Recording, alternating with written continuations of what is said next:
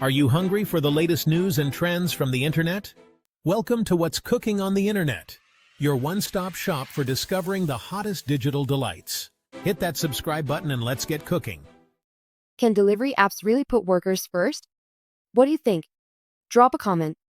As we rely more and more on quick commerce platforms for our daily essentials, it's time to take a closer look at the people who keep these services running.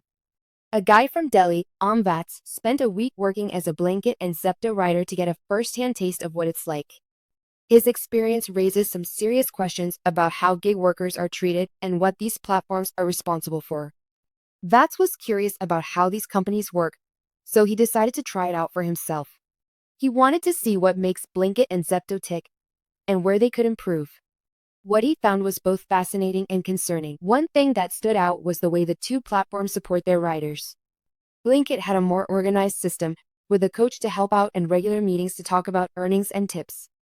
Zepto, on the other hand, didn't have anything like that can make a big difference for riders, who often rely on these platforms to make a living. Vats also noticed that accurate distance calculations and clear communication between riders and customers are super important.